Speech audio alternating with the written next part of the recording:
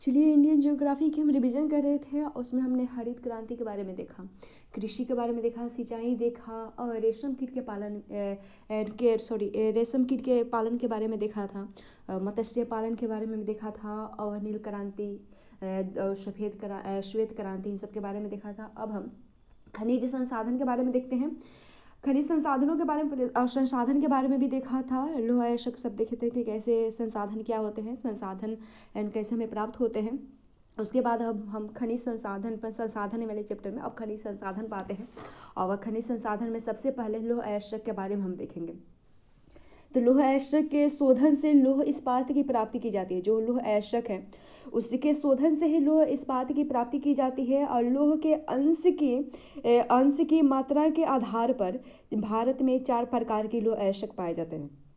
लोह जो अयस्क है उसके शोधन से लोह इस्पात की प्राप्ति होती है। और लोह अंश के जो मात्रा होती है उसके आधार पर मैंने कितने प्रकार के होते हैं, भारत में 4 प्रकार के पाए जाते हैं। जैसे कि मैग्नाइट। पहला मैग्नाइट, यह सर्वोत्तम गुणवत्ता का लोह अयस्क है जिसमें लोहांश की मात्रा लगभग 70% होती है मैग्नाइट में। और यह गहरे काले रंग का लोह अयस्क होता है जिसकी प्राप्ति कर्नाटक, तमिलनाडु, उसके बाद तमिलनाडु के पठार के अलावा छत्तीसगढ़ वेसिन से भी प्राप्ति होती है। जो मैग्नाइट होती है इस सर्वोत्तम गुणवत्ता की होती है और लोहांश की मात्रा इसमें 70% होती है। और यह गहरे काले रंग के लोह अयस्क होते हैं जिसकी प्राप्ति कर्नाटक में, तमिलनाडु पठार में, इसके अलावा छत्तीसगढ़ बेसिन में प्राप्ति होती है। दूसरा प्रकार का है हेमेटाइट प्रकार के। तो ये जो शब्द है हेम से बना है। हेमेटाइट शब्द जो है ये हिम से बना है जिसका अर्थ है ब्लड यानी रक्त, अर्थात रक्त की भांति लाल रंग का दिखाई देने वाला अयस्क। और इसमें लोहांश की मात्रा 55 से 70% तक पाई जाती है। और भारत में प्राप्त होने वाला सर्वाधिक लोह अयस्क हिमेटाइट प्रकार के ही होती है। भारत में सर्वाधिक हिमेटाइट प्रकार के ही लोह अयस्क पाए जाते हैं जिसका उत्पादन झारखंड, ओडिशा आदि से किया जाता है। उसके बाद तीसरा है लिमोनाइट है। ये जो लिमेनाइट है इसे हाइड्रेट आयरन भी कहा जाता है क्योंकि जल से क्रिया कर यह पीले रंग की दिखाई देती है। और इसमें लोहांश की मात्रा 40 से 55% तक पाई जाती है। और यह मुख्य रूप से गोवा रत्नागिरी पेटी से होती है, गोवा के रत्नागिरी पेटी से होती है एवं आंध्र प्रदेश के कोडुवा जिले से और उत्पादित ये सब किए जाते हैं। गोवा के रत्नागिरी पेटी और आंध्र प्रदेश के गोडुपा जिले से प्राप्त किए जाते हैं। उसके बाद चौथा प्रकार के हैं सीडेराइट।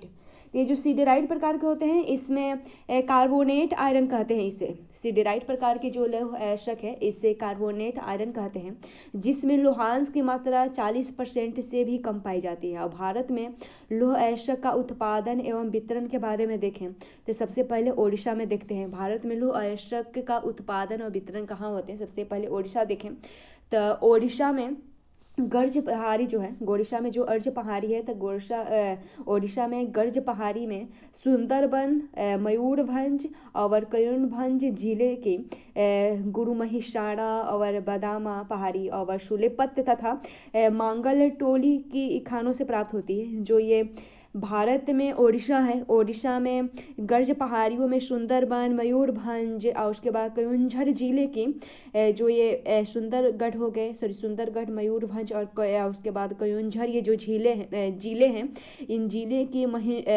गुरु महिषारा, बादाम पहाड़ और शूलेपथ तथा मांगल टोली की खानों से लोहे प्राप्त किए जाते हैं। उसके बाद कालाहांडी में कोंडापुटी जिले में अमरकूट तथा नीमगिरी पहाड़ी से प्राप्त किए जाते हैं।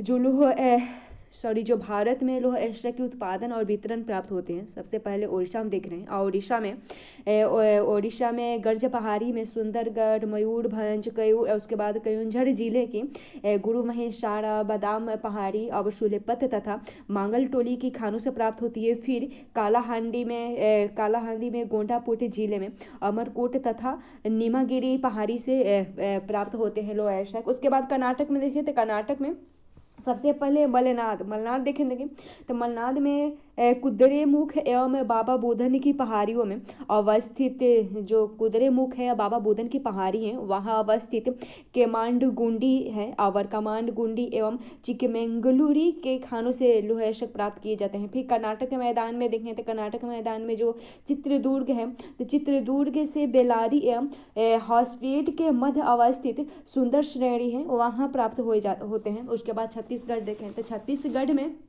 सबसे पहले बोलाडीहा के देखते हैं। तो बोलाडीहा जो है छत्तीसगढ़ में बैलाडीहा है, बैलाडीहा है वहाँ बस्तर जिले में अवस्थित भारत की सबसे बड़ी यंत्रीकृत खान और जापान द्वारा अयस्क उत्पादित का विशाखापट्टनम बंदरगाह से जापान को ही निर्यात किया जाता है। और उसके बाद फिर उड़ीसा में डल्ली राजहैरा से भी प्राप्त होती है, जहाँ से डल्ली राजहैरा जो है छत्तीसगढ़ श्रेणी जो वेशिन है, छत्तीसगढ़ श्रेणी या वेशिन में अवस्थित एक दुर्ग है, दुर्ग जिले में, और भिलाई के लिए अयस्क के लिए आपूर्ति होती है दुर्ग जिले में। उसके बाद गोवा रत्नागिरी के बारे में देखें तो यहाँ उत्तरी गोवा से लेकर रत्नागिरी के मध्य से खुली खानों द्वारा लिमोनाइट तथा सिटिलाइट प्रकार के अयस्क उत्पादित किए जाते हैं। उसके बाद जो झारखंड है तो झारखंड में सिंहभूमि पठार में नौवामुंडी गोवा जमदा की खानों से प्राप्त की जाती है। और इनके अलावा आंध्र प्रदेश में कोडाप्पा, तमिलनाडु में शेवराय पहाड़ी, महाराष्ट्र में चंद्रपुर आदि से लोह अयस्क की प्राप्ति किए जाते हैं भारत में। और भारत लोह अयस्क का दुनिया का 5वां बड़ा भंडार वाला देश है, जो कि अपनी घरेलू मांग को पूरा करने के साथ साथ निर्यात भी करता है। और लोह अयस्क की उत्पादन की समस्या देखिए कि कौन कौन सी समस्याएं आती है लोह अयस्क उत्पादन में।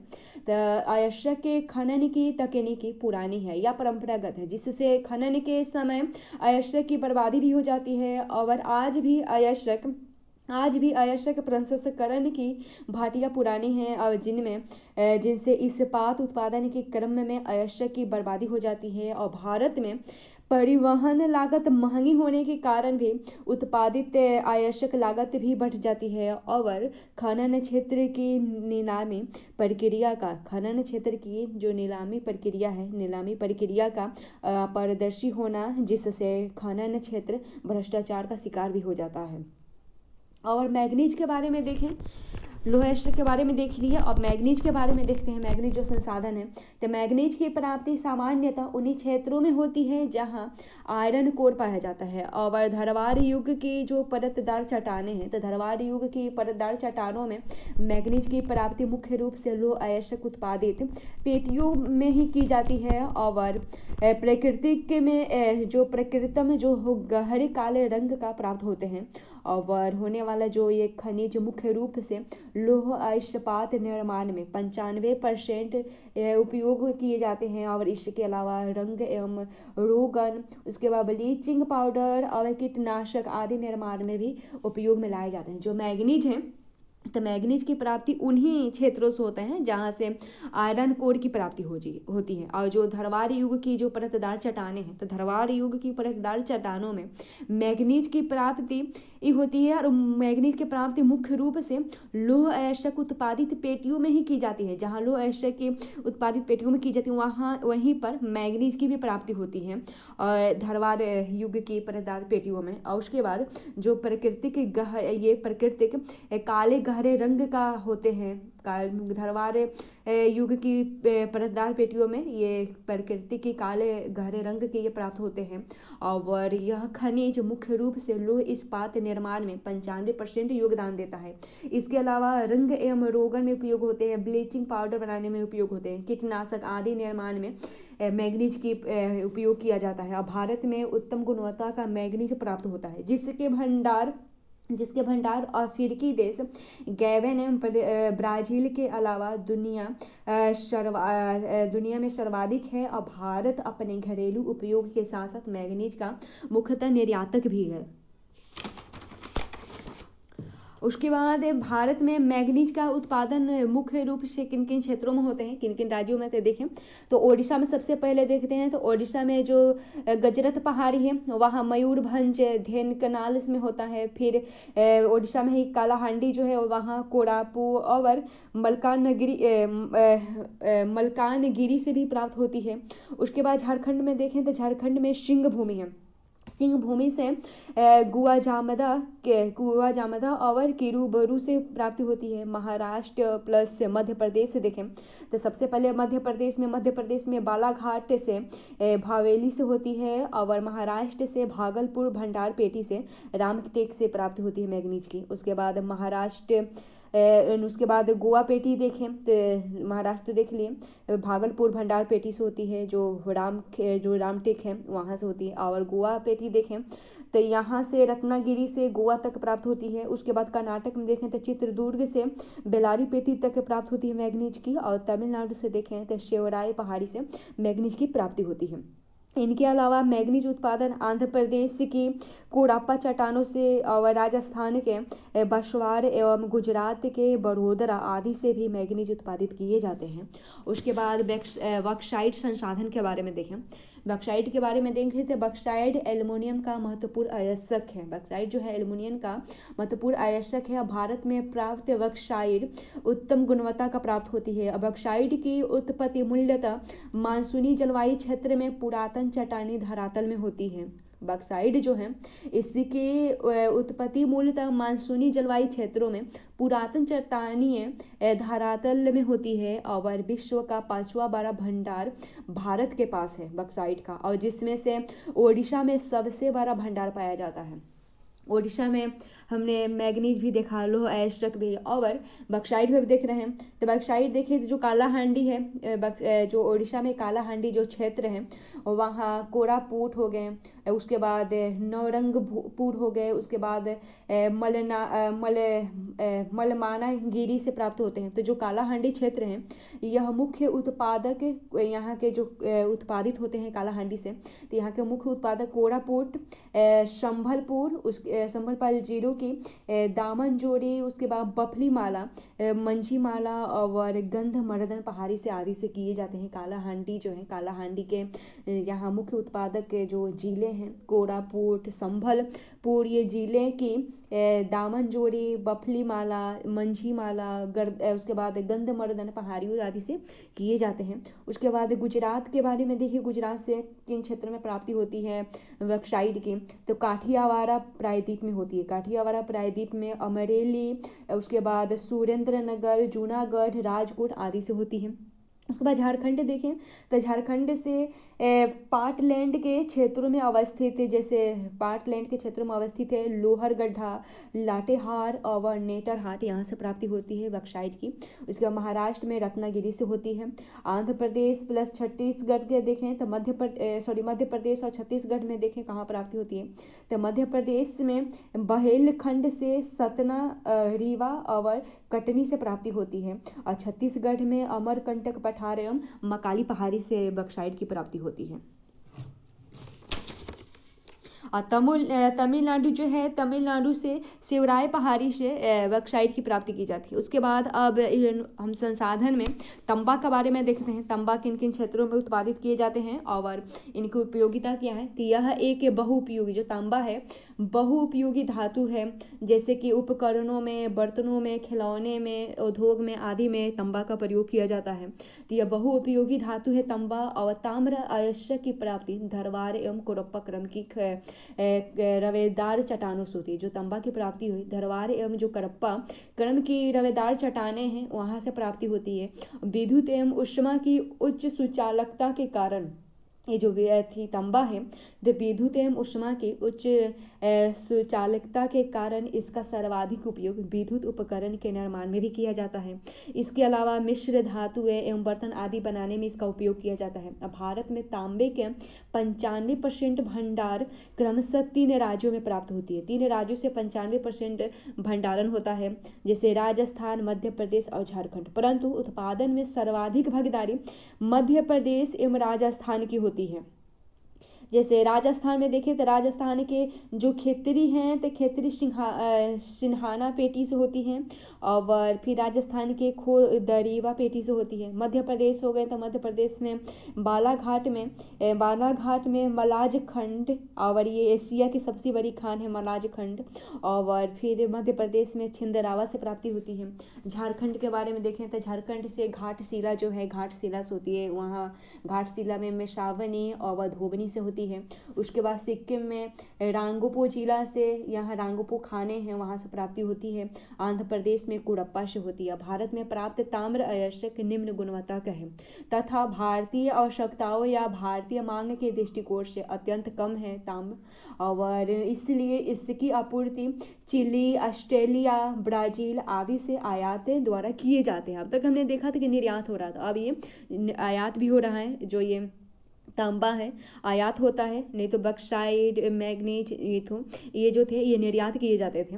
लेकिन जो ये तांबा है ये भारत में निम्न गुणवत्ता का प्राप्त होती है, और भारतीय आवश्यकताओं या भारतीय मांग की दृष्टिकोण से अत्यंत ये कम है, इसलिए इसकी आपूर्ति हेतु चिली से, ऑस्ट्रेलिया, ब्राजील आदि देशों से आयात द्वारा आयात किया जाता है।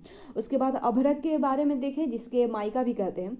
अभ्रक के बारे में देखें संसाधन में है तो अभ्रक ऊष्मा एवं विद्युत की कुचालक धातु, अभ्रक जो है ऊष्मा एवं विद्युत की कुचालक धातु है, जिसकी प्राप्ति आग्नेय चट्टानों से होती है। भारत के पास दुनिया का लगभग 60% अभ्रक भंडार प्राप्त होते हैं, जिसका मुख्य उपयोग विद्युत उपकरणों में किया जाता है। अभ्रक का भारत दुनिया का सबसे बड़ा उत्पादक एवं निर्यातक भी है।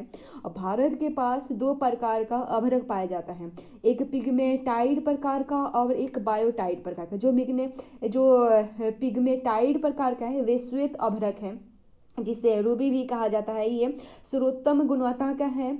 और जो दूसरा है बायोटाइड, ये गुलाबी अभ्रक होता है, ये निम्न गुणवत्ता का पाया जाता है। उसके बाद अभ्रक का उत्पादन एवं भंडारण देखें किन किन राज्यों में, कौन कौन जिलों में होती है। तो अभ्रक का उत्पादन आंध्र प्रदेश में होते हैं। तो आंध्र प्रदेश में विशाखापट्टनम से लेकर नौलौर के मध्य लगभग 80 किलोमीटर की चौड़ी पेटी में, जहां नौलौर, उसके बाद श्रीकाकुलम एवं विशाखापट्टनम में होती है। और नौलौर भारत का सबसे बड़ा अभ्रक उत्पादक है। उसके बाद राजस्थान से भी होती है। राजस्थान जो है ये राजस्थान में जयपुर से उदयपुर की मध्य की पूर्वी पेटी, जहां भीलवाड़ा एवं कुलभगढ़ मुख्य उत्पादक है ये। उसके बाद झारखंड प्लस बिहार के बारे में देखें तो हजारीबाग की अर्धचंद्राकार पहाड़ियाँ, जहाँ सर्वोत्तम गुणवत्ता का अभ्रक प्राप्त होते हैं। हजारीबाग, कोडरम्मा, उसके बाद गिरिडीह, मुंगेर से प्राप्ति होती है। और कोडरम्मा विश्व की सबसे बड़ी अभ्रक मंडी है। उसके बाद चूना पत्थर, संसाधन में चूना पत्थर के बारे में देखें तो इसकी प्राप्ति विंध्य क्रम की परतदार चट्टानों से होती है। जो चूना पत्थर है इसकी प्राप्ति विंध्य क्रम की परतदार चट्टानों से होती है, जिसका लगभग 75% उपयोग सीमेंट उत्पादन में किया जाता है तथा 15% इसका उपयोग इस्पात उत्पादन में किया जाता है। भारत के पास चूना पत्थर के प्रचुर भंडारण है। आंध्र प्रदेश में होते हैं, जैसे कि किन किन राज्यों में होते हैं तो देखें तो आंध्र प्रदेश में कोडप्पा, उसके बाद कुडनूर, अनंतपुर, चिरूर और उसके बाद गुंटूर से प्राप्त किए जाते हैं। राजस्थान से किए जाते हैं। फिर गुजरात में जैसे काठियावाड़, सूरत, बनास से कांठा ऐसे होता है। उसके बाद मध्य प्रदेश में छत्तीसगढ़ में तो देखें तो जो रावापन्ना है, रावापाना का पठार, मध्य प्रदेश में रावापाना का पठार है, वहाँ से प्राप्त किए जाते हैं। छत्तीसगढ़ में बिलासपुर, दुर्ग, बस्तर से प्राप्त किए जाते हैं। झारखंड में पलामू एवं चाईबासा से प्राप्त किए जाते हैं। उसके बाद अब हम औद्योगिक भूगोल, इसके पहले हम कृषि उद्योग के बारे में देख रहे थे।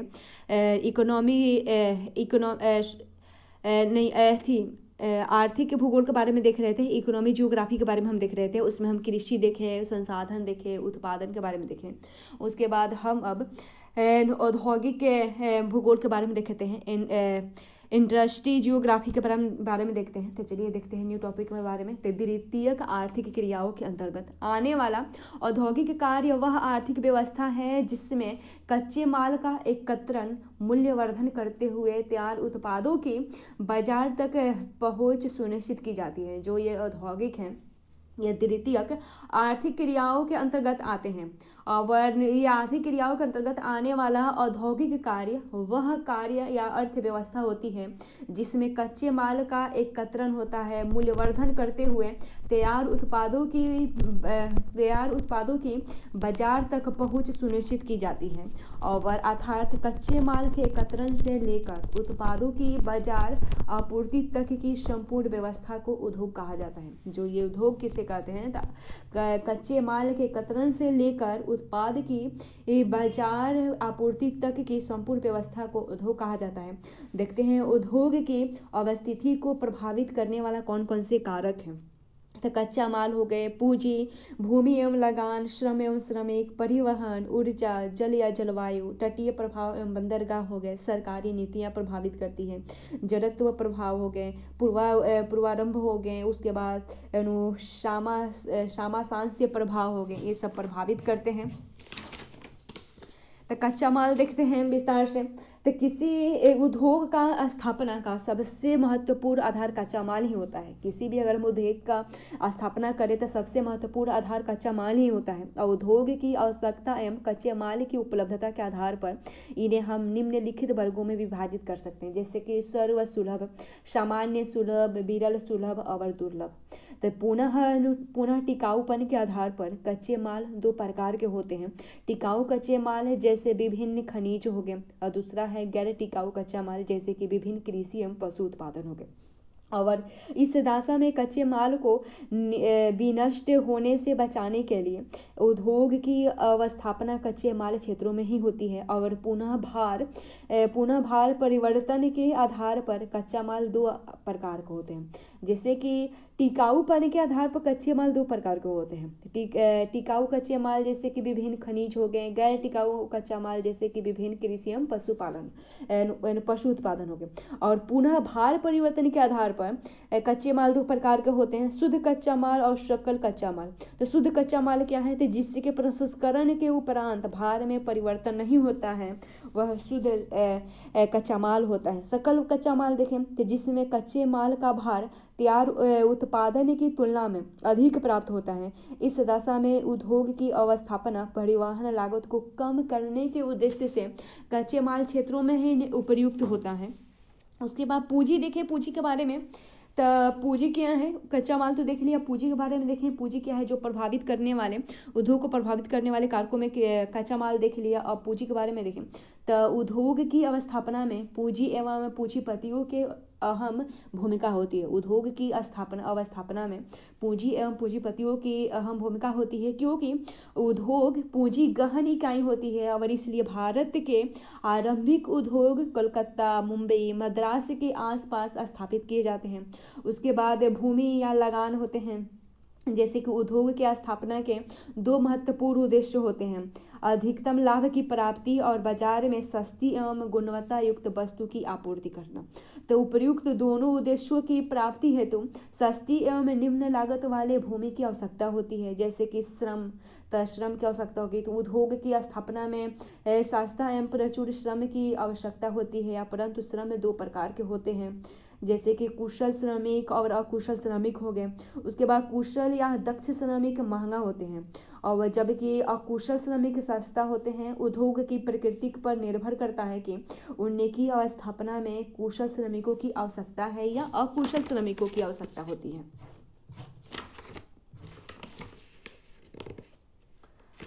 उसके बाद उद्योग के बारे में अब हम कौन कौन से उद्योग है, सूती वस्त्र उद्योग के बारे में देखें, किन किन चीज़ों का उद्योग किया जा सकता है। तो कुछ बातों को देखें। तो जैसे सूती वस्त्र उद्योग हो गए, तो ये वस्त्र आधारित उद्योग में, जो सूती वस्त्र उद्योग है, यह वस्त्र आधारित उद्योगों में सर्वाधिक महत्वपूर्ण उद्योग है, जिसमें प्रत्यक्ष या अप्रत्यक्ष रूप से संलग्न श्रमिकों की संख्या सर्वाधिक होती है। भारत के निर्यात में भी सूती वस्त्र का महत्वपूर्ण योगदान भी है। भारत में सूती सूती वस्त्रों के उपयोग जो है वो प्राचीनतम साक्ष्य सिंधु घाटी सभ्यता से ही प्राप्त होते हैं। उद्योग के बारे में, अब यह प्राचीन काल से मध्य काल तक अत्यंत ही समृद्ध रहा है। अब जिसका मुख्य विकास हथकरघा उद्योग के रूप में हुआ था। और ब्रिटिश इतिहासकारों ने भारतीय सूती वस्त्रों की गौरव गाथा लिखते हुए कहा था कि भारत द्वारा उत्पादित सूती वस्त्र ब्रिटेन के किचन से बेडरूम तक प्रवेश कर चुका था, परंतु यूरोप में हुई औद्योगिक क्रांति के उपरांत अपने वैश्विक सत्ता ने इस उद्योग को प्रतिबंधात्मक कानून के माध्यम से अत्यधिक क्षति भी पहुंचाई थी भारत के सूती वस्त्र उद्योग को।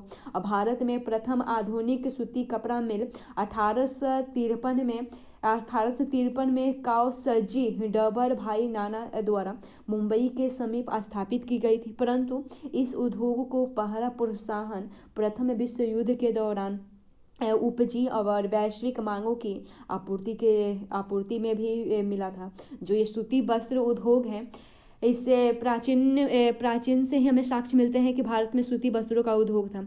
ब्रिटेन में भी सूती वस्त्रों का ब्रिटिश काल में भी इतिहासकारों ने लिखा था कि ब्रिटेन में किचन से लेकर बेडरूम तक सूती वस्त्रों ने अपना छाप छोड़ा था, प्रभाव पूरा ब्रिटेन में विख्यात था। ब्रिटेन में सूती वस्त्रों की मांग ज़्यादा थी, लेकिन यहाँ कुछ कानून बनाकर इसे रोक दिया गया और इससे जो ये सूती वस्त्र उद्योग है भारत की, इससे क्षति भी हुई थी। अब भारत में प्रथम जो आधुनिक सूती वस्त्र का जो मिल स्थापना किए गए थे 1853 में किए गए थे और उसके बाद कावसजी डाबर भाई नाना द्वारा मुंबई के समीप स्थापित की गई थी और इस उद्योग को पहला प्रोत्साहन प्रथम विश्व युद्ध के दौरान उपजी थी। उसके पहले नहीं मिला था और वैश्विक मांगों की आपूर्ति के रूप में ये मिला था इसे। उसके बाद रहमत उल्ला कमेटी के तहत, एक रहमत उल्ला कमेटी थी, अब इसके तहत ही भारतीय उद्योग के संरक्षण के लिए उपजी मांग ने भी इसे प्रोत्साहन भी दिया था, इसे सूती वस्त्र मिल की। और उसके बाद स्वतंत्रता प्राप्ति के समय भारत में सूती वस्त्रों के उत्पादन के 4 मुख्य महत्वपूर्ण केंद्र थे। मुंबई, कोलकाता, अहमदाबाद और चेन्नई थे। स्वतंत्रता प्राप्ति के समय भारत में सूती वस्त्रों के उत्पादन 4 महत्वपूर्ण केंद्रों से होते थे, मुंबई से, कलकत्ता से, अहमदाबाद से और चेन्नई से। और स्वतंत्रता प्राप्ति के उपरांत विभिन्न पंचवर्षीय योजनाओं में इस उद्योग के विकास के लिए अत्यधिक प्रयास भी किए गए, परंतु सर्वाधिक सफलता नई आर्थिक नीतियों के उपरांत ही मिली थी और जिसे कॉटन टैक्स राइवोल्यूशन के नाम से जाना जाता था। और वर्तमान में यह उद्योग कपास उत्पादन के क्षेत्र में विस्तार के साथ साथ भारत के विभिन्न भागों में भी फैल चुका था और इसलिए इसे भारत का सर्वाधिक केंद्रीकृत उद्योग कहा जाता है। और इसे हम निम्नलिखित जैसे चित्र नहीं दिखा सकते, निम्नलिखित आधारों पर हम समझ सकते हैं, जैसे कि भारत की सूती वस्त्रों के बृहद उत्पादन क्रमशः महाराष्ट्र, गुजरात, तमिलनाडु, मध्य प्रदेश आदि हैं जहां उत्पादन किए जाते थे। बृहद उत्पादन होता था महाराष्ट्र में, गुजरात, तमिलनाडु, मध्य प्रदेश में आदि में। और इनके अलावा कर्नाटक, तेलंगाना, राजस्थान, पश्चिम बंगाल, पंजाब एवं उत्तर प्रदेश जैसे राज्यों से सूती वस्त्रों का उत्पादन किया जाता था। मुंबई को सूती वस्त्र राजधानी भी कहा जाता था। अहमदाबाद को भारत का मैनचेस्टर कहा जाता था। उसके बाद कोयम्बटूर को दक्षिण भारत का मैनचेस्टर कहा जाता था और कानपुर को उत्तर भारत का मैनचेस्टर कहा जाता। सूती वस्त्र की भारत में बृहद उत्पादन किए जाते थे महाराष्ट्र, गुजरात, तमिलनाडु, मध्य प्रदेश से। और इनके अलावा भी कर्नाटक से होता था, तेलंगाना, राजस्थान, पश्चिम बंगाल, पंजाब एवं उत्तर प्रदेश राज्यों से सूती वस्त्रों का उत्पादन किए जाते थे। और सूती वस्त्रों के ज़्यादा उत्पादन के वजह से ही मुंबई को सूती वस्त्र का राजधानी कहा जाता था और अहमदाबाद को भारत का मैनचेस्टर कहा जाता था, कोयम्बटूर को दक्षिण भारत का मैनचेस्टर कहा जाता था और कानपुर को उत्तर भारत का मैनचेस्टर कहा जाता था। मुंबई के समीप वर्तमान में लगभग 122 सूती वस्त्र मिलें स्थापित है, जिसके निम्नलिखित महत्वपूर्ण सहायक कारक है, जैसे कि सालों भर प्राप्त होने वाली उष्णार्ध जलवायु हो गए, जिसकी वजह से सूती वस्त्र का मिल स्थापित है। उसके बाद मुंबई जैसे बंदरगाह जिसमें मशीनों एवं रंगों का आयात तथा तैयार उत्पादों का निर्यात की समुचित व्यवस्था के लिए सूती वस्त्रों की आवश्यकता होती है। उसके बाद स्थानीय उद्योगपतियों की उपलब्धता जिनके द्वारा किया गया निवेश हो गए और इसलिए मिल की मुंबई में मिल की वृद्धि हो रही है। उसके बाद सूती वस्त्रों की मिल की वृद्धि हो रही है। उसके बाद समीपी काली कपासी मृदा क्षेत्र भी है और उस काली कपासी मृदा क्षेत्र में उत्पादित किए जाने वाला कपास हो गए और क्या परिवहन साधनों का उत्तम विकास भी होने की वजह से ही विकसित हुए हैं। स्थानीय स्तर पर कुशल श्रमिकों की उपलब्धता भी है। समीपी क्षेत्र में बड़ा घरेलू बाजार भी है और उत्तम गुणवत्ता की कपास का आयात भी होता है। वर्तमान में मुंबई का यह सूती वस्त्र उद्योग अहमदाबाद की ओर निम्नलिखित कारणों से विस्थापित हो रहा है, जैसे कि अहमदाबाद के समीप से उत्पादित कपास या कच्चे माल की उपलब्धता हो गए। मुंबई के समान ही अर्ध जलवायु हो गए अहमदाबाद में। फिर उसके बाद उद्योगपतियों की उपलब्धता हो गई, सस्ता श्रम की उपलब्धता हो गए जो अहमदाबाद की ओर जा रहे हैं ये सारे उद्योग। उसके बाद मुंबई के तुलना में भूमि मूल्य एवं लगान दर में कमी है वहाँ पर। उसके बाद मुंबई में ज़्यादा है। समीप कांडला जैसे बंदरगाह भी है वहाँ अहमदाबाद में। उसके बाद वर्तमान भारत का सूती वस्त्र उद्योग चीन एवं अमेरिका के बाद विश्व का तीसरा समृद्ध उद्योग है और जिसकी भूमिका उत्पादन एवं निर्यात दोनों ही दृष्टिकोण से महत्वपूर्ण है, परंतु इसके विकास में निम्नलिखित महत्वपूर्ण चुनौतियां भी होती हैं। जैसे कि चुनौतियां कौन सी है, जैसे कि उत्तम गुणवत्ता की कपास की अनुपलब्धता हो गए, मिलों के मांग के अनुरूप कपास की अनुपलब्धता हो गए, मिलों के परिचालन हेतु समुचित विद्युत आपूर्ति की कमी हो गए, मेल मजदूरों के हड़ताल, उसके बाद मिलों के में ताला लगना, बंद ही होना एवं मिलों में संलग्न श्रमिकों की अधिक संख्या हो गए। उसके बाद अधिकांश मिलें अभी भी परंपरागत हैं जिनकी गुणवत्ता एवं उत्पादन दर निम्न है। चीन एवं अमेरिका के साथ निर्यात में कड़ी प्रतिस्पर्धा भी होती है। उसके बाद भारत में चीनी उद्योग के बारे में देखें तो भारत में आधुनिक चीनी मिलों की स्थापना औपनिवेशिक कालखंड में हुई थी, परंतु शर्करा गुड़ एवं खांडसारी का उपयोग भारत में प्राचीन काल से ही किया जा रहा है अब जिससे के प्रमाण हमें विभिन्न आयुर्वेद ग्रंथों में भी मिलते हैं। चीनी का उत्पादन गन्ना, चुकंदर, शकरकंद आदि से किया जाता है, परंतु भारत में मुख्य रूप से गन्ने से ही उत्पादित किए जाते हैं। अब गन्ना एक सकल कच्चा माल है। लगभग 10 से 12 टन गन्ने से 1 टन चीनी का निर्माण किया जाता है। 10 से 12 टन गन्ने से 1 टन चीनी का निर्माण किया जाता है। अब पुनः यह शीघ्र सूखने एवं सड़ने वाला कृषि उत्पाद भी है और इसलिए चीनी मिलों की स्थापना गन्ना उत्पादन क्षेत्रों में ही की जाती है। और भारत के प्रथम आधुनिक चीनी मिल जो है 1903 में बिहार के चंपारण जिले में स्थापित की गई थी। भारत में प्रथम आधुनिक चीनी मिल 1903 में बिहार के चंपारण जिले में स्थापित की गई थी और 1931 से पूर्व इसके विकास के दर अत्यंत निम्न थी, परंतु 1931 में चीनी उद्योग को मिले संरक्षण के उपरांत 1931 के पहले इसकी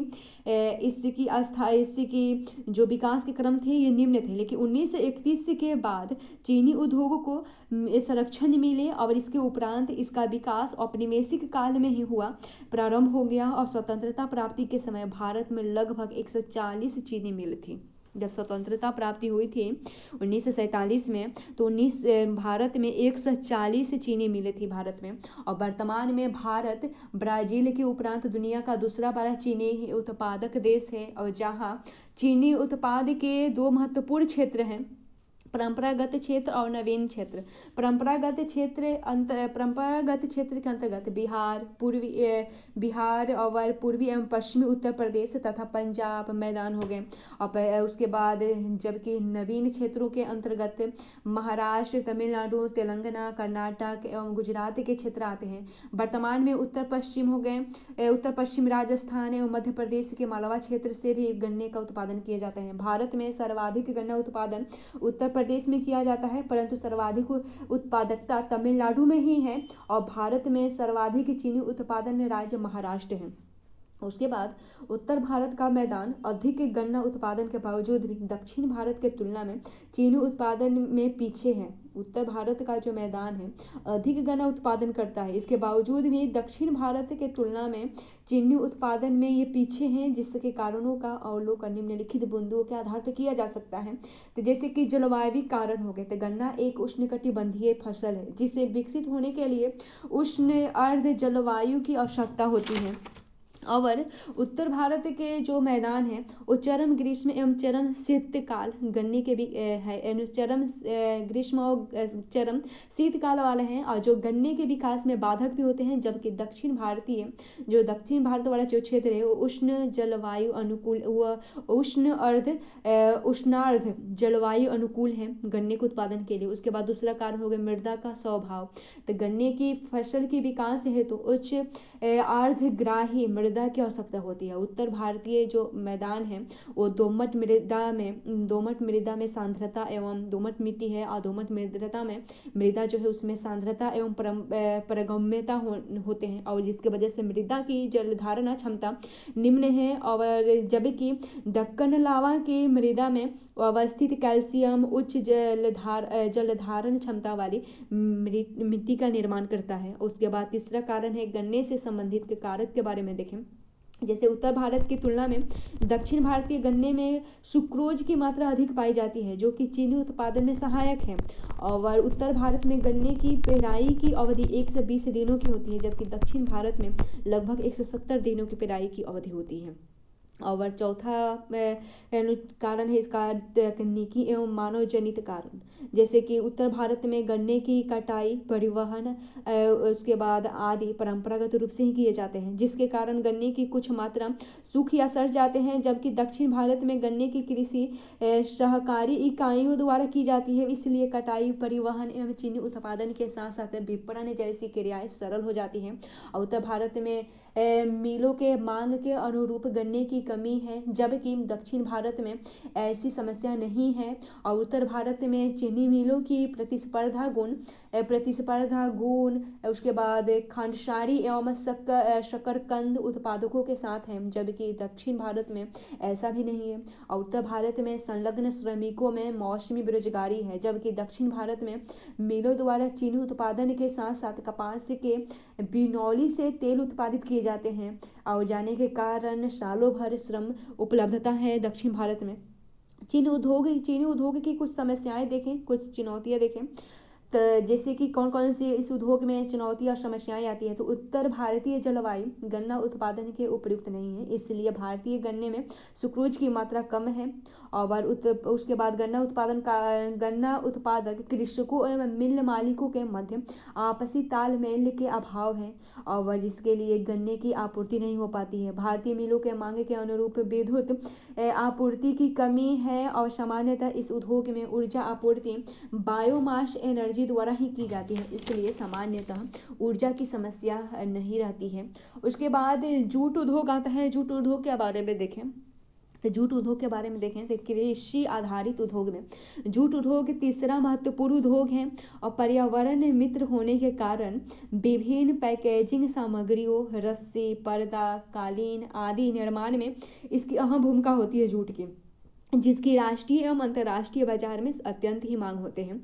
भारत में जूट का उपयोग प्राचीन काल से हो रहा है तथा आधुनिक जूट मिलों की स्थापना औपनिवेशिक कालखंड में की गई। और भारत की प्रथम जूट मिल 1854 में, भारत की जो प्रथम जूट मिल है 1854 में हुई थी, हुगली नदी तट पर और रिश्रा नामक स्थान पर की गई थी। और प्रथम एवं द्वितीय विश्व युद्ध के दौरान इस उद्योग की वृद्धि को काफी प्रोत्साहन भी मिला। स्वतंत्रता प्राप्ति के समय भारत विभाजन से भारत का 80% जूट उत्पादक क्षेत्र पूर्वी पाकिस्तान में चला गया, जबकि 112 में से 107 मिलें भारत में रह गई। और आरंभ में कच्चे माल की कमी से जूट वस्तुओं की उत्पादक इकाइयां औद्योगिक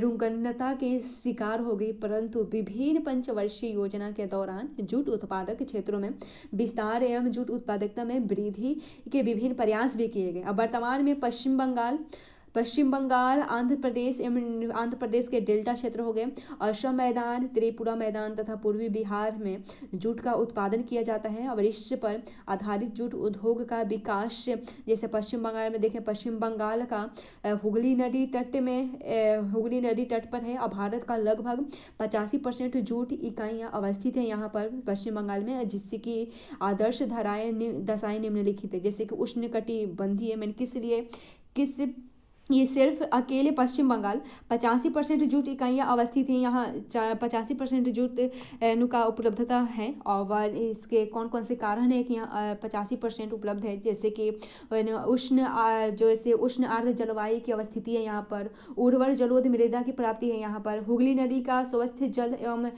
सस्ता जल परिवहन की सुविधा है, ऊर्जा की प्राप्ति दामोदर वैली कॉर्पोरेशन से है। उसके बाद पश्चिम बंगाल के झारखंड से प्राप्त प्रचुर एवं सस्ता श्रम भी है, और दामोदर घाटी क्षेत्र से कोयले की प्राप्ति होती है। स्थानीय उद्योगपतियों की उपलब्धता भी है। कोलकाता तथा हल्दिया जैसे निकटवर्तीय बंदरगाह भी है यहाँ पे। उसके बाद आंध्र प्रदेश से देखें तो जो आंध्र प्रदेश है, आंध्र प्रदेश के विशाखापट्टनम से लेकर कृष्णा से गोदावरी डेल्टा क्षेत्र तक भारत का लगभग 10% जूट एवं जूट निर्मित वस्तुओं के उत्पादन किए जाते हैं। अब इसके अलावा असम, बिहार में जूट की आधुनिक मिलें भी हैं। उसके बाद जूट मिलों का स्थानीयकरण के बारे में देखें तो स्थानीयकरण के बारे में देखें तो प्रचुर मात्रा में जल की उपलब्धता है, प्रचुर एवं सस्ता श्रम, उसके बाद सस्ता परिवहन का साधन, जो कि लगभग 250 से 3 टन कच्चे माल से लगभग 1 टन जूट यानी पटसन का रेशा प्राप्त होता है। अगर हम 250 से 3 टन कच्चे माल से लगभग 1 टन ही जूट प्राप्त करते हैं या पटसन का प्राप्ति करते हैं, और इसलिए इस उद्योग की स्थापना कच्चे माल क्षेत्रों में जल स्रोतों के समीप भी की जाती है। अब वर्तमान में भारत जूट तथा जूट से निर्मित वस्तुओं का दुनिया का सबसे बड़ा उत्पादक भी है, और परंतु निर्यात में बांग्लादेश के उपरांत द्वितीय स्थान पर भी है। उसके बाद कागज एवं लुगदी उद्योग के बारे में देखें तो कागज उत्पादन का प्रथम श्रेय चीन को दिया जाता है, और जो 270 ईसा पूर्व चीन द्वारा कागज उत्पादन कार्य आरंभ भी किए गए थे। और पेपर शब्द की उत्पत्ति जो है पेपरिस शब्द से हुई है। यह नील नदी डेल्टा क्षेत्र में उपजाई जाने वाली एक विशिष्ट प्रकार का घास है, जिससे कागज का निर्माण किया जाता है। कागज का उपयोग किसी राष्ट्र के आधुनिकीकरण या सामाजिक सांस्कृतिक विकास का परिचायक है, जैसे कि यदि पश्चिमी देशों में देखा जाए तो कागज का उपयोग लगभग 50 केजी प्रति व्यक्ति प्रति वर्ष है, जबकि भारत में लगभग 8 केजी प्रति व्यक्ति प्रति वर्ष है। और इसका अर्थ है कि भारत पाश्चात्य देशों की तुलना में पीछे है, और उसके बाद पीछे पैदा आने वाले पे है। उसके बाद भारत में आधुनिक कागज मिल की स्थापना 1832 में हुगली नदी तट पर हुई थी, श्रीरामपुर में हुई थी। अब तथा दूसरी मिल 1870 में कोलकाता के निकट बालीगंज में स्थापित की गई थी। अब दोनों विश्व युद्ध के दौर में इस उद्योग को प्रगति हेतु अत्यधिक बल भी दिया गया, परंतु इसका नियोजन विकास स्वतंत्रता प्राप्ति के बाद के वर्षों में ही हुआ है। और कागज एवं जो लुगदी उद्योग है तो कागज एवं लुगदी उद्योग में भी भारी हराश और उद्योग हैं, और जिसमें 250 टन कच्चे माल से 1 टन कागज लुगदी का निर्माण किया जाता है। और कागज हेतु कच्चा माल 2 प्रकार के होते हैं, जैसे परंपरागत कच्चा माल और गैर परंपरागत कच्चा माल। परंपरागत कच्चा माल देखें तो यह 2 प्रकार के होते हैं, जैसे कि शीतोष्णकटिबंधीय मुलायम तनने वाले वनस्पतियां हो गए, जिसमें शंकुधारी वनस्पतियां सर्वोत्तम है, और इसमें उत्तम गुणवत्ता का कागज उत्पादित किए जाते हैं शंकुधारी वनस्पतियों से। और उष्णकटिबंधीय वनस्पतियां यहाँ बांस, सवाई एवं सलाई घास के साथ साथ मैंग्रोव वनों से भी कागज के लिए उत्पादन प्राप्त किए जाते हैं, वनस्पतियों का उपयोग किया जाता है। उसके बाद गैर परंपरागत कच्चा माल के बारे में देखें, ये भी 2 प्रकार के होते हैं। गन्ने की खोई से भी कागज की प्राप्ति बनाई जाती है, चावल की भूसी एवं पुआल से भी, और पुरानी रद्दी कागज तथा सूती वस्त्र से भी कागज बनाने के लिए दो प्रकार की विधियों का प्रयोग किया जाता है, यांत्रिक विधि और रासायनिक विधि। यांत्रिक विधि से निम्न गुणवत्ता का होती है, जबकि रासायनिक विधि से उत्तम गुणवत्ता का कागज उत्पादित किए जाते हैं। भारत में कागज का उत्पादन देखें तो पश्चिम बंगाल सबसे पहले देखें तो पश्चिम बंगाल में कुल उत्पादन, जो पश्चिम बंगाल है, कुल उत्पादन में 50% की भागीदारी अकेले देता है। और हुगली नदी के तटवर्ती नगरों द्वारा जैसे टीटानगर भारत का सबसे बड़ा कागज उत्पादक है, टीटानगर। और उसके बाद जबकि मध्य प्रदेश का नेपानगर भारत में अखबारी कागज का सबसे बड़ा उत्पादक है। जो ये पश्चिम बंगाल में हुगली नदी तट पर जो है टीटानगर, ये भारत का सबसे बड़ा कागज उत्पादक है।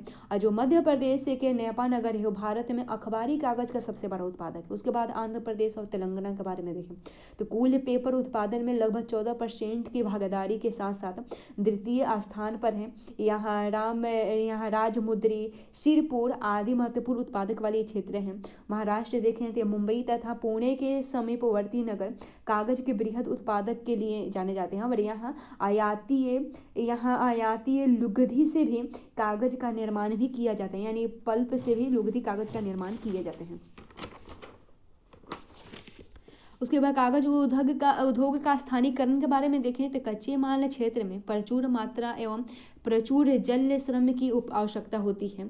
समस्याएं देखें, कौन सी समस्याएं आती है कागज उद्योग में। तो वर्तमान भारत में अखबारी कागज एवं अन्य प्रकार के कागजों का भी 12 उत्पादक है भारत, और जिससे का सबसे महत्वपूर्ण कारण कच्चे माल एवं स्वस्थ जल की अनुपलब्धता है।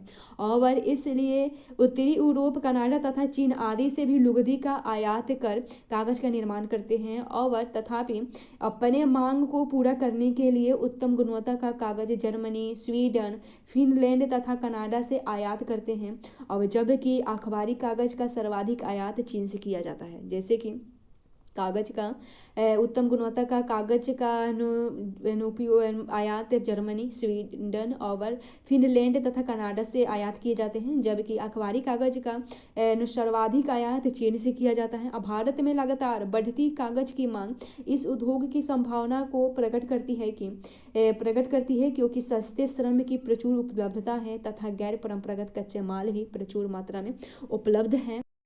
अब कागज उद्योग के बाद अब हम खनिज आधारित उद्योग के बारे में देखें, जिसमें सबसे पहले खनिज आधारित उद्योग में लौह इस्पात के बारे में देखते हैं। तो वर्तमान औद्योगिक परिवहन आर्थिक क्रांति का आधार स्तंभ, जिसके बिना आधारभूत संरचना विकास की संकल्पना नहीं की जा सकती। तो स्थानीयकरण देखें, जो लौह इस्पात है, तो वर्तमान में औद्योगिक परिवहन आर्थिक क्रांति का आधार स्तंभ है, जिसके बिना आधारभूत संरचना विकास की, जितनी भी आधारभूत संरचनाएं होती है उसके विकास की संकल्पना लौह इस्पात के बिना हम नहीं कर सकते। लौह इस्पात के स्थानीयकरण के बारे में देखें तो यह एक भारी हास्य उद्योग है, जिसमें लगभग 4.5 टन कच्चे माल के प्रयोग से 1 टन इस्पात उत्पादित किए जाते हैं, जिसका प्रमुख कच्चा माल लौह अयस्क, कोयला, चूना पत्थर, मैग्नीज और अन्य है। भारी हास्य प्रकृति का होने के कारण है इस उद्योग का विकास मूल रूप से लौह अयस्क या कोयला उत्पादन क्षेत्रों में किए जाते हैं। जो ये लौह इस्पात है, इसका भारी हास्य भी होता है। और उसके बाद ये जो उद्योग हैं इनका विकास वहीं होते हैं जहां लौह अयस्क या कोयले के उत्पादन किए जाते हैं। उन्हीं क्षेत्रों में लौह इस्पात का भी प्राप्ति होती है। और भारत में इस्पात निर्माण का प्राचीनतम साक्ष्य दिल्ली मेहरौली स्तंभ के हैं, और उससे देखा जा सकता है दिल्ली में जो मेहरौली में लौह स्तंभ है उसे हम देख सकते हैं। परंतु प्रथम इस्पात जो संयंत्र 1870 में दामोदर नदी तट पर पश्चिम बंगाल के कुल्टी नामक स्थान पर स्थापित किए गए हैं। और उसके बाद प्रथम आधुनिक सफल संयंत्र 1907 में जमशेदपुर में निजी क्षेत्र द्वारा स्थापित किए गए हैं, और यहाँ से इस्पात का उत्पादन 1911 एवं 1913 से प्रारंभ होते हैं। 1917 से 1919 के दौरान हीरापुर, उसके बाद बर्नपुर एवं कुल्ही में इस्पात संयंत्र स्थापित किए गए, और जिन्हें 1951 से 1952 में संयुक्त रूप से IISCO और IISCO के अंतर्गत यानी इंडियन आयरन स्टील कंपनी के अंतर्गत लाया गया और 1923 में भद्रा नदी तट पर स्थापित भी किया गया संयंत्र बेस्टको नाम से जाना जाता है। अब स्वतंत्रता प्राप्ति से पूर्व भारत में इन्हीं इस्पात संयंत्रों द्वारा स्टील उत्पादन किया जाता है। अब स्वतंत्रता प्राप्ति के उपरांत भारत के विकास की आवश्यकताओं को ध्यान में रखते हुए अन्य कई इस्पात संयंत्रों की स्थापना भी की गई। दूसरी पंचवर्षीय योजना में की जाने लगी, जैसे कि देखिए पंचवर्षीय योजना के तहत इस्पातों की स्थापना की गई, जैसे कि भलाई हो गए, उसके बाद दुर्गापुर, उसके बाद राउरकेला, बोकारो, सेलम, विजयनगर, विशाखापट्टनम इस्पात संयंत्रों की यहाँ स्थापना हुई। और भारत में इस्पात संयंत्रों के सुचारू प्रबंधन एवं विनियमन हेतु steel authority of India limited की स्थापना की गई और वर्तमान में अवस्थित इस्पात संयंत्रों के 3 वर्गों में रखा जा सकता है। जैसे कि पहला है लौह अयस्क उत्पादक क्षेत्र, जो लौह अयस्क उत्पादक क्षेत्र जैसे कि टिस्को 1970 में स्थापित की गई। स्वर्ण रेखा एवं खरदई नदी के संगम पर है और वर्षिंग भूमि लौह अयस्क क्षेत्र आधारित है, जिसके लिए आवश्यक आपूर्ति नोवा मूडी से, गुआ जामदा से और कीरीबीरू की खानों से प्राप्त की जाती है। ये जो टिस्को है 1907 में स्थापना की गई। स्वर्ण रेखा एवं खदरई नदी के संगम पर है और सिंह भूमि लौह अयस्क क्षेत्र आधारित है, जिसके लिए आवश्यक पूर्ति नोवा मुंडी, गुआ जमदा, कीरीबीरू की खानों से प्राप्ति की जाती है।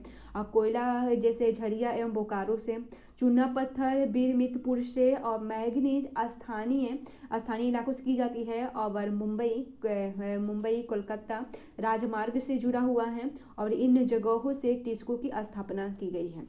उसके बाद विस्को आता है, इन सब कंपनियों का नाम है। विस्को आता है तो ये जो इसको है ये शिवमोगा जिले में भद्रा नदी तट पर 1923 में स्थापित किया गया था। और उसके बाद लौह अयस्क मैग्नीज बाबा बुदन पहाड़ियों उससे प्राप्त की जाती है। बाबा बुदन के पहाड़ी की जो केमान गुंडी के खानों से प्राप्त किए जाते हैं। कोयला सिंगरौली कोल के क्षेत्र से प्राप्त किए जाते हैं और वह चूना पत्थर स्थानीय इलाकों से। वर्तमान में इससे ऊर्जा शरावती जल विद्युत परियोजना भी इन चल रहा है। और उसके बाद भिलाई से देखें, जो ये भिलाई है तो ये छत्तीसगढ़ बेसिन में दुर्ग जिले में USSR के सहयोग से स्थापित किए गए और लौह अयस्क दिल्ली राजहरा के खानों से प्राप्त किए जाते हैं। कोयला बिलासपुर एवं कोरबा की खानों से प्राप्त किए जाते हैं। चूना पत्थर मैकाल पहाड़ी से किए जाते हैं प्राप्ति। उसके बाद मैग्नीज बालाघाट भंडार पेटियों से किए जाते हैं। जल तंदुला जलाशय से यानी शिवनाथ नदी से किए जाते हैं। उसके बाद राउरकेला आता है। राउरकेला के बारे में देखें, ये गजरत पहाड़ी से जो राउरकेला है, गजरत पहाड़ी में संख एवं दक्षिण कोयला नदी के संगम पर जर्मनी के सहयोग से यानी सुंदरगढ़ जिला में ये स्थापित है राउरकेला। और ये लौह अयस्क मैग्नीज की स्थापित स्थानीय गुरु महिषानी से प्राप्त करता है। बदामा पहाड़ हो गए। उसके बाद सुलेपत की खानों से ये प्राप्त करता है लौह अयस्क मैग्नीज की प्राप्ति। उसके बाद कोयला दामोदर एवं महानदी घाटी से प्राप्त करता है। चूना पत्थर अमरकंटक पहाड़ एवं बीरमितपुर के खानों से प्राप्त करता है। उसके बाद सेलम स्टील प्लांट है। जो सेलम स्टील प्लांट है ये सेवराय पहाड़ी में ये अयस्क की प्राप्ति करता है। तो ये सेवराय पहाड़ी में अवस्थित है। ये कोयला की प्राप्ति नेवली की खानों से प्राप्त करता है। मैग्नीज की प्राप्ति स्थानीय सेवराय पहाड़ी से एवं कर्नाटक की चित्रदुर्ग की खानों से प्राप्त करता है। और चूना पत्थर की प्राप्ति ये सेवराय पहाड़ी से। यह भारत में एकमात्र जंग रोधक इस्पात उत्पादक संयंत्र है। उसके बाद विजयनगर स्टील प्लांट आता है। ये विजयनगर स्टील प्लांट ये जो है होस्पेट यानी बेल्लारी तुंगभद्रा नदी तट पर अवस्थित है। और ये लौह अयस्क होस्पेट एवं बेल्लारी की खानों से प्राप्त करता है। कोयला सिंगरैनी एवं कान्हन घाटी से प्राप्त करता है। और मैग्नीज की प्राप्ति स्थानीय इलाकों से और चूना पत्थर स्थानीय से है। कोयला उत्पादन क्षेत्र में स्थापित स्टील प्लांट यानी लौह अयस्क के बारे में देखें, जो IISCO है यानी इंडियन आयरन स्टील जो कंपनी है, यह पश्चिम बंगाल, उसके बाद आसनसोल जिला दामोदर घाटी में है, और उसके बाद कुल्टी, हीरापुर और जो बर्नपुर में है। ये जो लौह अयस्क जो है, जो स्टील प्लांट है, ये सिंहभूमि पठार एवं गुजरात पहाड़ी से प्राप्त होते हैं इनको, और गुजरात पहाड़ी से सुंदरगढ़, मयूरभंज एवं कयूरभंज के खानों से प्राप्त किए जाते हैं लौह अयस्क। उसके बाद कोयला स्थानीय दामोदर घाटी, रानीगंज से, चूना पत्थर पलामी एवं डाल्टनगंज क्षेत्रों से होते हैं प्राप्ति। मैग्नीज गुजरात पहाड़ी से, जल दामोदर घाटी नदी से। दिल्ली कलकत्ता रेल मार्ग पर अवस्थित लौह अयस्क यानी स्टील प्लांट के बारे में देखें, दिल्ली कलकत्ता रेल मार्ग पर अवस्थित है। तो यहाँ दुर्गपुर में देखें, सबसे पहले दुर्गपुर में तो ब्रिटेन के सहयोग से, जो ऊपर से हैं यहाँ पर ये ब्रिटेन के सहयोग से स्थापित किए गए थे दुर्गापुर में। उसके बाद बोकारो देखें यानी झरिया, ये झारखंड में बोकारो में है। ये सोवियत संघ के सहयोग से स्थापित किए गए थे, और स्थापित क्षमता के आधार पर भारत का सबसे बड़ा स्टील प्लांट है ये। उसके बाद अयस्क आता है, ये ऑस्ट्रेलिया से लाया जाता है यहाँ, और सिंहभूमि एवं गुजरात पहाड़ी के खानों से लाया भी जाता है, चूना पत्थर इन सब का, और लौह अयस्क हो गए। उसके बाद मैग्नीज की प्राप्ति, उसके बाद चूना पत्थर ये पलामू एवं डाल्टनगंज से प्राप्त करता है, जल स्थानीय बोकारो नदियों से प्राप्त करता है। उसके बाद तटीय अवस्थित आधारित स्टील प्लांट के बारे में देखें कि भारत की जो तटीय क्षेत्रों में कौन कौन से स्टील प्लांट स्थापित हैं। जैसे विशाखापट्टनम में, यहाँ अयस्क बेलाडीला के खानों से प्राप्ति होती है। कोयला आयाती है यानी कोकिंग कोल से। चूना पत्थर दंडकारण्य के पठार से प्राप्त होते हैं, और मैग्नीज कलाहांडी में कोलापुट से प्राप्त किए जाते हैं। आयात एवं निर्यात की सुविधा का लाभ प्राप्त होने के कारण विशाखापट्टनम सहित अन्य संयंत्रों की तटीय अवस्थिति उपयुक्त मानी जाती है, जैसे कि कलिंगनगर स्टील प्लांट हो गए, जगत सिंहभूम पोस्को स्टील प्लांट हो गए, और धर्मा टाटा स्टील प्लांट हो गए आदि की अवस्थिति ओडिशा में पारादीप के समीप की गई है। उसके बाद लौह इस्पात उद्योग के समक्ष कुछ समस्याएं हैं, जैसे कोकिंग कोल की कमी है, जिसकी आपूर्ति आयात द्वारा होती है, प्रक्रिया पुरानी है। उसके बाद एल्युमिनियम उद्योग आता है। एल्युमिनियम उद्योग के बारे में देखें तो एल्युमिनियम उद्योग के बारे में देखें कि एल्युमिनियम उद्योग कहाँ कहाँ अवस्थित है। तो एल्युमिनियम ऊष्मा एवं विद्युत की सुचालक है, उसके बाद सुचालक हल्की, उसके बाद आघात वर्धनीय है, तन्यता है, जैसे गुणवत्ता से सब युक्त है। जो मैग्नीज है उष्मा एवं विद्युत की सुचालक है, ये हल्की भी है, आघात वर्धनीय भी है, तन्यता है इसमें, ये सभी ये गुण युक्त हैं इसमें। इसलिए इसका उपयोग विद्युत उपकरणों में, बर्तन बनाने में, तार बनाने में, खिड़की या दरवाजे बनाने में, मोटर वाहन में इत्यादि वस्तुओं में उपयोग किए जाते हैं। इसलिए ये बहुउपयोगी धातु है एल्युमिनियम। और एल्युमिनियम की प्राप्ति बक्साइट से होती है, जिसे शोधित कर एल्युमिनियम की प्राप्ति की जाती है, तथा एल्युमिनियम से एल्युमिनियम बनाया जाता है। एल्यूमिना से एल्युमिनियम बनाया जाता है। लगभग 5.5 टन कच्चे माल से 1 टन एल्युमिनियम की प्राप्ति होती है, और तथा यह एक भार हास्य उद्योग की श्रेणी में भी आता है। परंतु इस इकाई की स्थापना कच्चे माल क्षेत्र में नहीं होती है, बल्कि ऊर्जा उत्पादक क्षेत्र में होती है, क्योंकि कुल लागत का लगभग 40% विद्युत खर्च का होता है। और भारत में एल्युमिनियम उत्पादन की प्रथम इकाई बंगाल में 1937 में एल्युमिनियम कॉर्पोरेशन ऑफ इंडिया के नाम से स्थापित की गई थी, परंतु वास्तविक उत्पादन स्वतंत्रता प्राप्ति के उपरांत के वर्षों में ही की गया, और जिसे हम निम्नलिखित इकाइयों के तहत देख सकते हैं, जैसे कि इंडियन एल्युमिनियम कंपनी हो गए, जो ये इसका नाम है INDALCO है। ये भारत में इसकी 4 इकाइयाँ अवस्थित हैं, जैसे कि मूरी में यानी झारखंड में, ये लोहरदंगा तालेहार से बक्साइट मिलता है इसे, और पलामू से चूना पत्थर प्राप्त होती हैं, और बोकारो थर्मल पॉइंट प्लांट से ऊर्जा मिलती है इसे। और उसके बाद इन सब से बनाकर कच्चे माल के सबसे बनाकर एल्युमिनियम मूरी में बनते हैं। उसके बाद बेलूर हो गए। बेलूर देखें, ये पश्चिम बंगाल दामोदर घाटी में अवस्थित है। अब बेलूर यहाँ एल्युमिनियम लाया जाता है बेलूर में, और बेलूर में एल्युमिनियम बनाया जाता है एल्यूमिना से। उसके बाद जो एलवाए हैं जो केरल में ये हैं, ये बेलूर एल्युमिनियम और लाए जो ये बेलूर एल्युमिनियम अलवाए से भेजा जाता है, और इससे ऊर्जा पेरियार हाइड्रल पावर प्रोजेक्ट से और मुडकी और मडुकी से हाइड्रल पावर लिया जाता है इससे। और उसके बाद यह ऊर्जा का प्रयोग करके एल्युमिनियम का चादर बनाया जाता है और फिर हीराकुंड में भेजा जाता है, जो अलवाए हैं केरल में अवस्थित है। ये बेलूर से पश्चिम दामोदर घाटी में अवस्थित है। यहाँ एल्युमिनियम जाता है, मैंने आता है यहाँ, और एल्युमिनियम यहाँ से जाता है और बेलूर में एल्युमिनियम बनाया जाता है।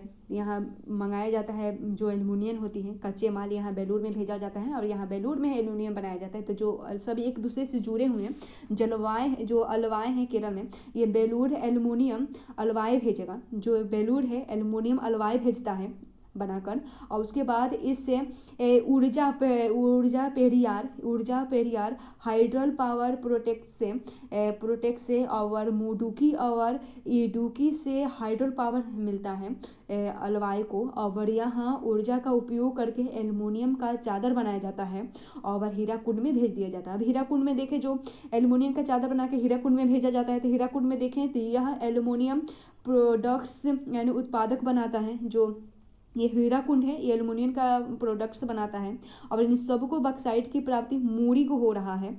और जो ये कंपनी है INDSLCO के तहत 4 इकाइयाँ काम करती है, मूरी, बेलूरी, अलवाए और हीराकुंड। जैसे मूरी जो है झारखंड में, ये लोहरदंगा लातेहार से बक्साइट मिलता है, इसे बक्साइट की प्राप्ति होती है। और उसके बाद पलामू से चूना प्राप्त होता है इसे मूरी को। उसके बाद बोकारो थर्मल पावर प्लांट से ऊर्जा इसे मिल जाता है। और इन सब से यह एल्युमिनियम मूरी में, इन सब से एल्युमिनियम की प्राप्ति मूरी को होती है। उसके बाद बेलूर है। बेलूर जो ये पश्चिम बंगाल दामोदर घाटी में अवस्थित है। तो बेलूर जो है यहाँ इसे एल्युमिनियम ये भेजता है, ये थी जो ये मूरी है मेरू बेलूर को भेजता है, एल्यूमिना भेजता है और एल्यूमिना भेजता है, और बेलूर में एल्यूमिनियम बनता है। जो ये मीना है इसे कच्चे माल की प्राप्ति होती है, कच्चे माल की बक्साइट पलामू से चूना पत्थर सबकी प्राप्ति होती है। ये एल्यूमिना भेजता है बेलूर में। बेलूर में एल्युमिनियम बनता है एल्यूमिना से, और ये जो बेलूर है अलवाए को एल्युमिनियम भेजता है, और अलवाए क्या करता है, इसको चादर बनाता है और फिर हीराकुंड को भेजता है। और हीराकुंड जो है एल्युमिनियम के चादर से प्रोडक्ट्स बनाता है। इन सबको बॉक्साइट की प्राप्ति मूरी जो है मूरी की प्राप्ति कराता है। उसके बाद दूसरा कंपनी जो आती है जिसका नाम है HINDALCO। ये हिंदुस्तान एल्युमिनियम कंपनी है। एनुकूलर यूरोप में अवस्थित रेहंद नदी तट पर है, यूपी में अवस्थित रेहंद नदी पर अवस्थित है ये। और उसके बाद इसे ऊर्जा की प्राप्ति कहाँ से होती है, ये कंपनी इसे ऊर्जा की प्राप्ति कहाँ से होती है, तो गोविंद वल्लभ पंत सागर बांध से विद्युत परियोजना से प्राप्त होती है। बक्साइट इसे पार्टलैंड एवं अमरकंटक पठार के खानों से होती है, और चूना पत्थर विंध्याचल से होती है। उसके बाद तीसरा है जिसका नाम है BALCO। ये भारत एल्युमिनियम कंपनी है, अवस्थित ये कोरबा में है, और इसे ऊर्जा की प्राप्ति कोरबा थर्मल पावर प्लांट से होती है और अमरकंटक पठार से होती है। चूना पत्थर इसे अमरकंटक पठार से ही होती है। उसके बाद जो ये BALCO है, इसके अलावा अन्य 2 संयंत्र भी ये स्थापित कर रही है, जैसे कि रत्नागिरी में और सरगुजा में स्थापित भी की है। उसके बाद चौथा है जिसका नाम है MALCO, ये मद्रास एल्युमिनियम कंपनी है। इसे ऊर्जा की प्राप्ति कावेरी नदी तट पर है, मिलती है। कावेरी नदी तट पर अवस्थित है, वहाँ से इसे ऊर्जा मिलती है, जिससे ऊर्जा की प्राप्ति होती है। और बेटूर बांध जल विद्युत परियोजना से इसे ऊर्जा की प्राप्ति होती है। बक्साइड एवं चूना पत्थर की प्राप्ति शिवराय पहाड़ी से होती है। पांचवा है जिसका नाम है NALCO, ये नेशनल एल्युमिनियम कंपनी है। यह भारत का सबसे बड़ा एल्युमिनियम उत्पादक है। अब इसकी 2 इकाइयां हैं, जैसे कि दामनजोड़ी और अनुगुल। ये जो दामनजोड़ी है ये कोटपुट जिला ओडिशा में वहाँ अवस्थित है। तो दामनजोड़ी में ऊर्जा की प्राप्ति तालचेर थर्मल पावर प्लांट और हीराकुंड जल विद्युत परियोजना से ऊर्जा की प्राप्ति होती है। अब उसके बाद आवश्यक इसके प्राप्ति आवश्यक प्राप्ति दामनजोड़ी, बफलीमाला, मंजीमाला, गर्दन उसके गंधमर्दन पहाड़ी से प्राप्ति होती है। चूना पत्थर की प्राप्ति काली हांडी क्षेत्र से प्राप्ति होती है। उसके बाद जो इसकी दूसरा इकाई जो है अनुगुल, जो है जो धेनकनाल में है, इसे ऊर्जा स्थानीय इलाकों से होती है प्राप्ति। उसके बाद बक्साइड संभलपुर एवं केरापुट जिले से के खानों से हो जाती है। भारत में बक्साइड का प्रचुर भंडार होते हुए भी सस्ती, स्वस्थ एवं प्रचुर विद्युत की अनुपलब्धता के कारण हमें अपनी मांग की आपूर्ति आयात द्वारा करनी होती है, जबकि बक्साइड का निर्यात हम करते हैं। उसके बाद सीमेंट उद्योग के बारे में देखें तो जो ये सीमेंट उद्योग है, भारत में भवन निर्माण आदि में सीमेंट जैसे पदार्थों का उपयोग प्राचीन काल से ही होते आ रहे हैं, अब जिनके साक्ष्य सिंधु घाटी सभ्यता के अवशेषों से हमें मिलते हैं। परंतु आधुनिक पोर्टलैंड सीमेंट उत्पादन का श्रेय ब्रिटिश वैज्ञानिक जोसेफ आयर्सडीन को जाता है और इन्होंने कैल्शियम सिलिकेट एवं कैल्शियम एल्युमिनियम के प्रयोग से पहली बार पोर्टलैंड नामक स्थान पर सीमेंट बनाई थी और इसलिए इनका नाम पोर्टलैंड सीमेंट हो गया था। और स्थानीयकरण देखें इस सीमेंट उद्योग का तो लगभग 4.5 टन कच्चे माल से 1 टन सीमेंट उत्पादित किए जाते हैं, जिसमें प्रमुख कच्चा माल चूना पत्थर, कोयला, बक्साइड एवं विभिन्न प्रकार के धातु मल आदि मिलाए जाते हैं। अब जिप्सम एवं सागरीय सीपी, शंख आदि का भी प्रयोग किए जाते हैं सीमेंट उत्पादन में, और परंतु प्रमुख कच्चा माल चूना पत्थर ही है और इसलिए सीमेंट उद्योग की स्थापना चूना पत्थर क्षेत्रों में ही किए जाते हैं। भारत में सीमेंट उद्योग का विकास देखें तो समुद्री सीपीयू पर आधारित भारत का प्रथम सीमेंट प्लांट 1904 में चेन्नई के समीप अवस्थित किया गया था, परंतु सफल नहीं रहा। अब प्रथम सफल प्लांट जो था 1913 से 1914 में जो स्थापित किए गए थे, जिसका नाम था इंडियन सीमेंट कंपनी द्वारा पोरबंदर में स्थापित किए गए थे, ये सफल रहा। अब प्रथम विश्व युद्ध के कालखंड में सीमेंट की उपजी मांग के प्रभाव से 1914 में कटनी मध्य प्रदेश में 1916 से लखेड़ी यानी राजस्थान में स्थापित भी किए गए थे। और स्वतंत्रता प्राप्ति के समय भारत में लगभग 18 सीमेंट प्लांट द्वारा लगभग 21 लाख टन सीमेंट का उत्पादन किया जाता था, परंतु विभिन्न पंचवर्षीय योजनाओं में किए गए प्रयासों के तहत आज लगभग 170 सीमेंट मिलों द्वारा लगभग 30 करोड़ टन सीमेंट का उत्पादन किया जा रहा है प्रति वर्ष में। और यदि बृहद एवं लघु सीमेंट उद्योगों को गणना किया जाए तो यह बढ़कर 350 से भी अधिक हो जाते हैं, और इसलिए भारत चीन के बाद दूसरा सबसे बड़ा सीमेंट उत्पादक है। और हम घरेलू आवश्यकताओं के आपूर्ति के उपरांत सीमेंट के निर्यात में भी महत्वपूर्ण भूमिका निभाते हैं। और भारत में सीमेंट का उत्पादन देखें किन किन क्षेत्रों में होता है उत्पादन, तो मध्य प्रदेश और छत्तीसगढ़ में देखें तो लगभग 24% उत्पादन के साथ ये प्रथम जैसे जो मध्य प्रथम है 24% उत्पादन करता है मध्य प्रदेश और छत्तीसगढ़। मध्य प्रदेश में सतना, रीवा और टहनी क्षेत्रों से होती है। छत्तीसगढ़ में रायपुर, दुर्ग और बिलासपुर से होती है। उसके बाद वहाँ उत्पादन होते हैं सीमेंट का। उसके बाद राजस्थान में देखिए, राजस्थान में लगभग 11% उत्पादन के साथ ये द्वितीय स्थान पर है। और सवाई माधोपुर और चित्तौड़गढ़, सीकर, अजमेर में उत्पादन किए जाते हैं। आंध्र प्रदेश है वहाँ अविभाजित आंध्र प्रदेश में सीमेंट का मुख्य उत्पादन तेलंगाना से है। और जबकि रायलसीमा में कुरनूल एवं गुंटूर आदि से भी सीमेंट का उत्पादन किए जाते हैं। उसके बाद जो गुजरात है, गुजरात में सीमेंट का मुख्य उत्पादक काठियावाड़ प्रायद्वीप है, जहां सिक्का, सलाया और पोरबंदर, द्वारिका, जूनागढ़ आदि क्षेत्रों से उत्पादन किए जाते हैं। और इनके अलावा झारखंड में पलामू, हरियाणा, यूपी, तमिलनाडु, कर्नाटक आदि से सीमेंट का उत्पादन किए जाते हैं। और भारत उत्तम गुणवत्ता का सीमेंट उत्पादक एवं निर्यात के लिए भी जाना जाता है। रसायन उद्योग के बारे में देखें तो औषधीय उपयोग में लाए जाने वाले रसायन का भारत दुनिया का सबसे बड़ा उत्पादक प्राचीन काल से ही रहा है। अब जिसके प्रमाण सुश्रुत, धवंती एवं चरक आदि के आयुर्वेद ग्रंथों से मिलते हैं कि भारत प्राचीन काल से ही उत्पादक रहा है रसायन का। और परंतु मध्यकाल में भारत का यह उन्नत ज्ञानकोश विनष्ट हो गया था। और वर्तमान विकसित रसायन उद्योग के बारे में देखें तो आधुनिक विज्ञान प्रौद्योगिकी का देन है। रसायन में जो वर्तमान में विकसित रसायन उद्योग हुए हैं वो विज्ञान प्रौद्योगिकी का देन है, जिसमें मुख्यतः 3 प्रकार के रसायनों का उत्पादन किया जाता है। भारी रसायन, हल्के रसायन और विरूपण रसायन का उत्पादन किए जाते हैं। जैसे कि भारत में भारी रसायनों का आयातक है, जो भारत है भारी रसायन का आयातक है, जबकि हल्के एवं विरूपण रसायनों के उत्पादन के साथ साथ आयात भी करता है। और भारत में रसायन आधारित उद्योगों में सर्वाधिक महत्वपूर्ण भी हैं, जैसे कि औषधि, उर्वरक, कीटनाशक, पेट्रो रसायन, उसके बाद सिंथेटिक, पेट्रोलियम एवं फाइबर आदि का महत्वपूर्ण योगदान है। भारत में रसायन उद्योग की अवस्थापना निम्नलिखित कारणों पर निर्भर करती है, जैसे कि कुशल श्रम और श्रमिक, रसायनों के आयात एवं निर्यात की समुचित व्यवस्था, मानव आवास या अधिवास में दूरी और रसायनों के निर्माण में प्राप्त अवशिष्ट पदार्थों के निस्तारण की व्यवस्था हो गई। और उपर्युक्त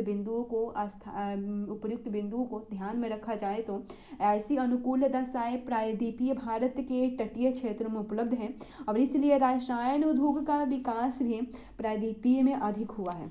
जैसे कि पेट्रो रसायन उद्योग तेल शोधनशालाओं के समीप अवस्थित होते हैं।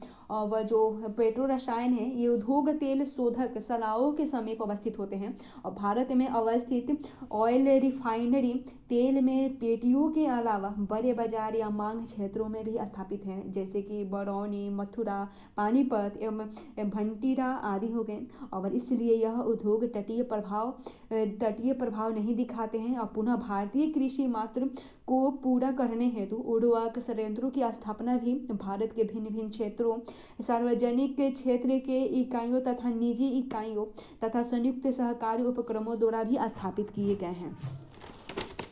उसके बाद मोटर वाहन उद्योग के बारे में देखें तो जो मोटर वाहन उद्योग है, भारत में मोटर वाहन उद्योग का समुचित विकास 1991 की नई आर्थिक नीतियों के उपरांत ही विदेशी बहुराष्ट्रीय कंपनियों द्वारा ही किए गए हैं।